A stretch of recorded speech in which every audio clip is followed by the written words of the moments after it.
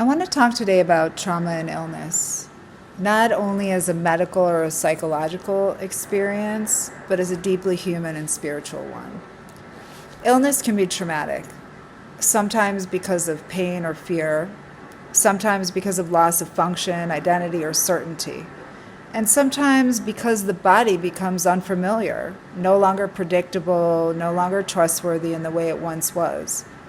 From a psychological perspective, illness often disrupts a person's sense of control and coherence in their life.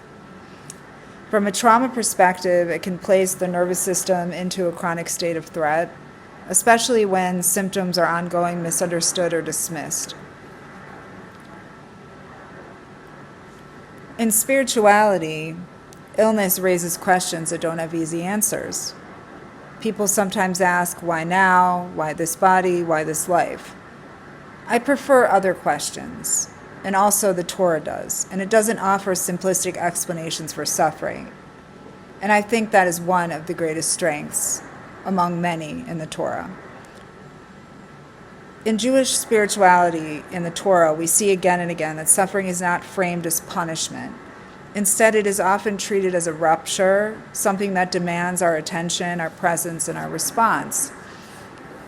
And one of the most important Torah-based ideas relevant to illness is the distinction between meaning and blame. Trauma and illness often generate an internal search for blame, something we did wrong, something defective about us. But the Torah does not equate suffering with moral failure. Instead, it invites us to ask a different question. What is being asked of me now? Psychologically, this is a very powerful shift.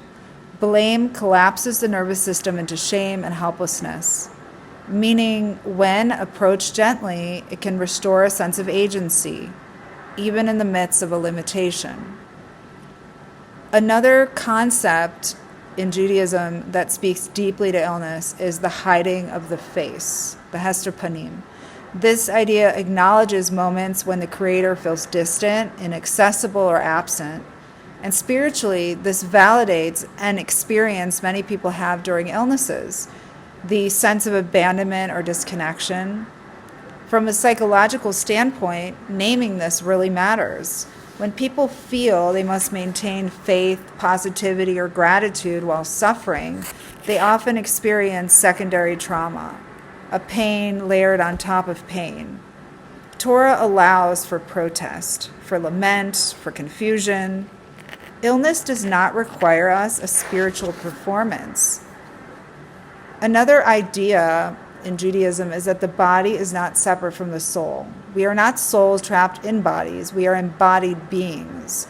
Trauma-informed psychology echoes this. The body remembers. The body adapts. The body protects. When illness enters the picture in a person's life, the body is often trying imperfectly to survive. Instead of asking, why is my body failing me? A trauma-informed, Torah-based approach invites the question, what is my body trying to communicate to me? This is not about blaming the body. It's about listening. In Torah, hearing or listening, shema, is an act of reverence. Psychologically, listening is an act of regulation. Illness often forces one to slow down in a culture like the one we live in that resists that. Trauma also demands attention in this way. Slowing down can feel like loss. And it is, but it can also become a form of truth-telling. Another metaphor in Judaism that is so relevant to this experience is about exile and return.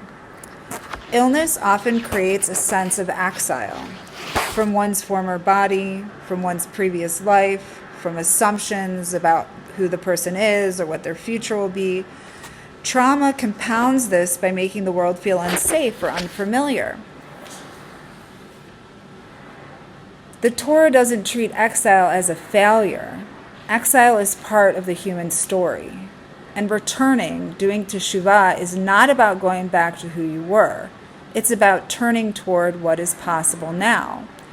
Psychologically, this aligns with post-traumatic growth.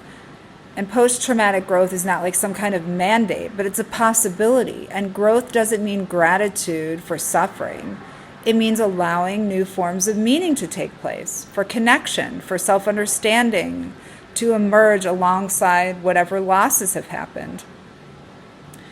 Another essential Torah principle is pikuach nefesh, the preservation of life. This is such an essential concept in Judaism.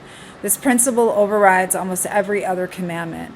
Spiritually, this tells us something profound, that caring for the body is a sacred work, that rest is sacred, that treatment is sacred, surgery is sacred if it's needed, boundaries are sacred. From a trauma-informed lens, this legitimizes self-care and medication, not as some kind of indulgence, but as an obligation. When living with illness or trauma, tending to one's nervous system, making sure you sleep, pacing yourself, getting support, seeking therapy, going to your rabbi, your pastor, your priest, your imam, it's not some kind of weakness, it's wisdom. Finally, the Torah teaches that healing is rarely solitary. Community, witnessing, and accompaniment matter. Trauma and illness, they isolate one. They narrow your world. Healing widens it again, often through relationships. You are not required to make sense of everything. You are not required to find meaning on demand. And you are not required to be strong all of the time. But what is required of you, gently, humanly, is presence, is listening, and compassion for the body and the soul that you are inhabiting in this lifetime. An illness may change the shape of the life you're having at this moment, but it doesn't erase the holiness of your life. Healing in this framework is not about fixing what is broken, it's about honoring what is remaining alive. Thank you so much for listening. Shalom.